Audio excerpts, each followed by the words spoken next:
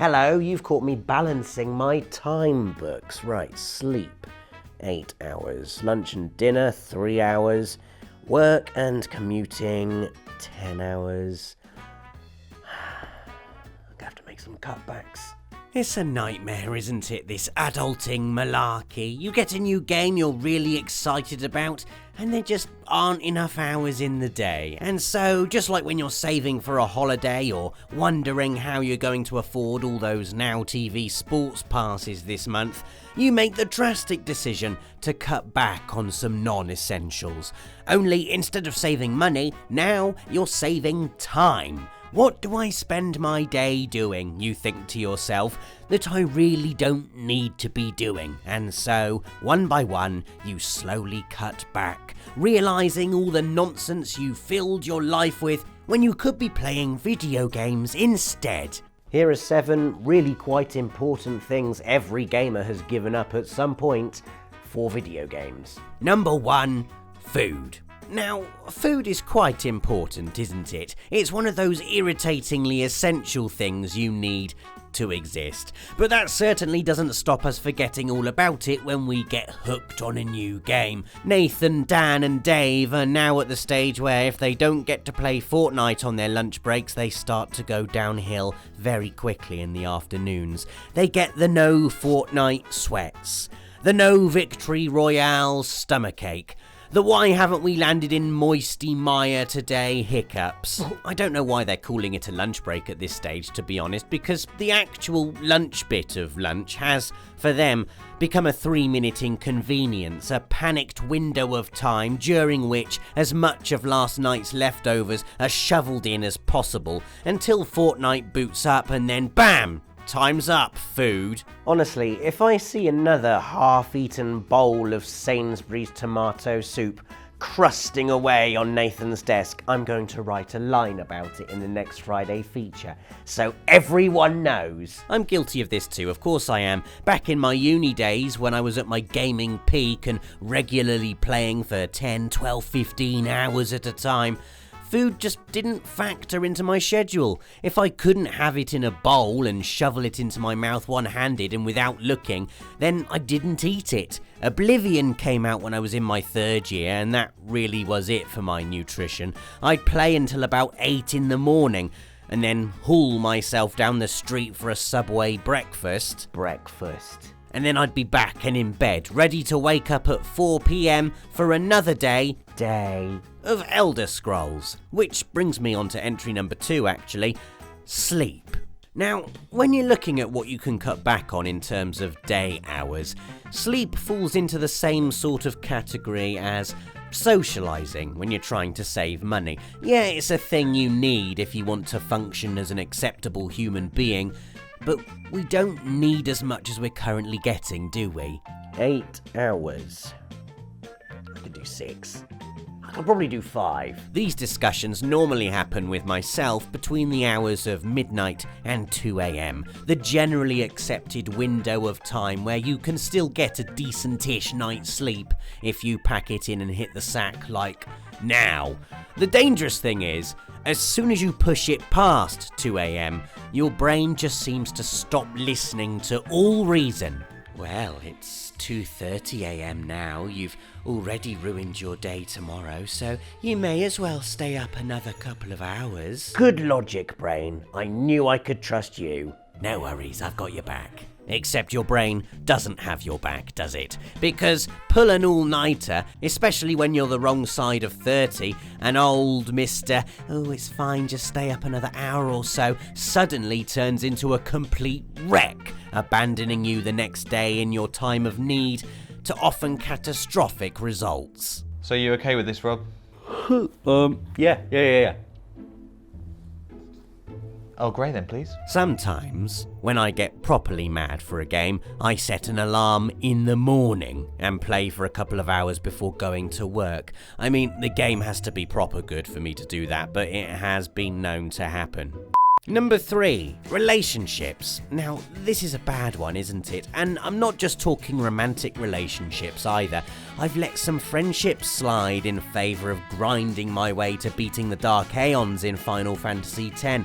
I remember ignoring planned trips to the cinema, coming up with excuses as to why I couldn't hang out with my friends when Metal Gear Solid 3 came out, although, looking back, if they couldn't appreciate I wanted to just stay at home and play Metal Gear Solid 3, were they really true friends? I don't actually have this problem anymore because I don't have any friends, but to my shame, I have also ended a more than friendship relationship over a video game. I mean, that's a stretch. Things were already bad. We were long distance and had been growing apart, but when this person rang me during the final boss battle of Final Fantasy XII, it did sort of feel like the last straw, and our relationship didn't survive the phone call. Like I said, I'm not proud of it, but I'd do it again.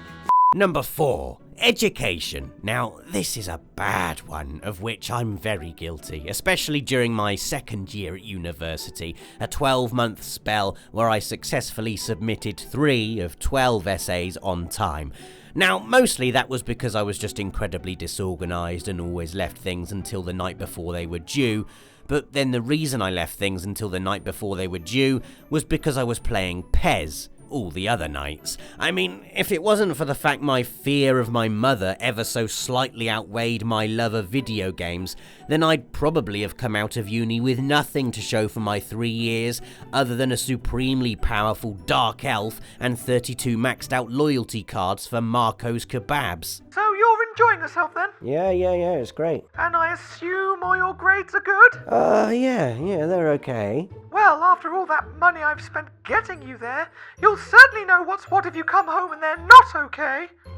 Yeah, I knuckled down in my 3rd year, scraped a 2-1, and only completed Uncharted on normal difficulty.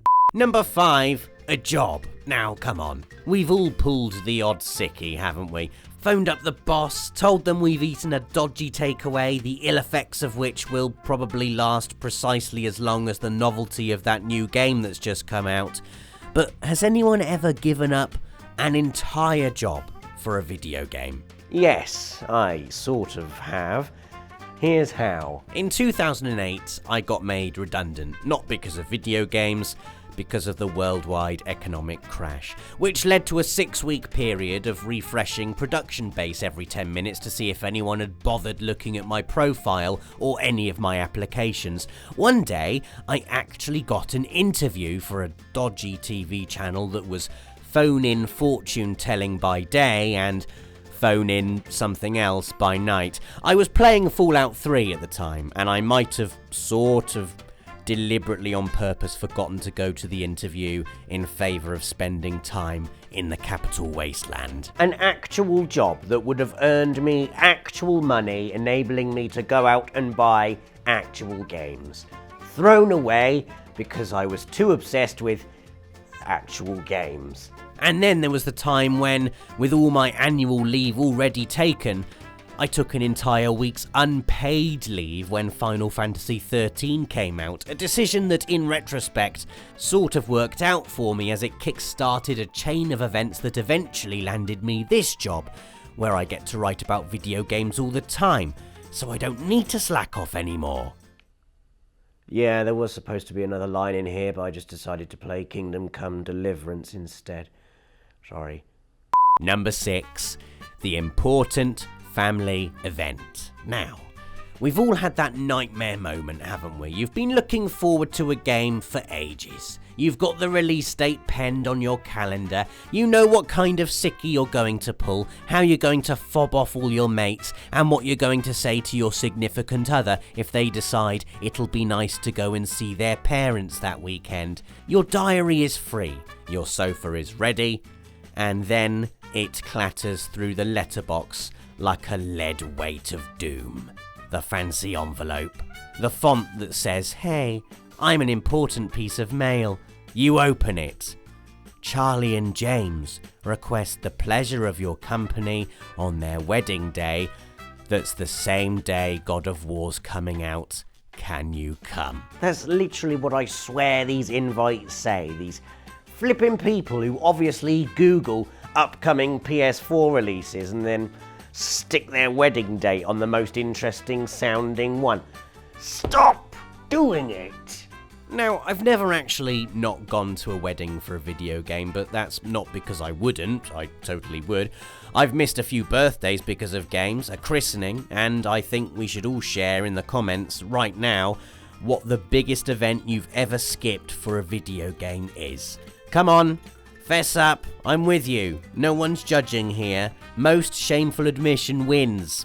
Well, you win nothing, but come on, it'll be funny. Final entry, and this one hurts the most. The last important thing every gamer has given up at some point in favour of video games is video games. Now, this happens with increasing regularity for me, especially with today's packed release schedule. You'll be playing a game, loving it, but you don't quite finish it before that other game comes out. You know, the one you've been looking forward to so much you know you can't put it off, and so you stop playing the previous game. It's fine, you say to yourself, I'll go back to it and finish it later. But we all know that's not true, don't we? I've got a pile at home of games about this big that I was really enjoying until, another game came along, and I'm sorry. I'm a terrible human. I two-time games regularly. The other day I even had to go on FIFA behind Pez's back. I'm sorry, okay? I just wanted to see what it was like. I know I should stop. I know I should just finish what I start, but I'm weak. I see something shiny and new and you turn your PS4 on and all your friends are playing it. And you just give in, don't you? It's tough out there for video games, especially with people like me giving up on you. I'm sorry, that's it. There's your list of 7 important things every gamer has given up for video games. Tell us in the comments if any of these ring true for you, and join us again next week for another Friday feature. Thanks for watching.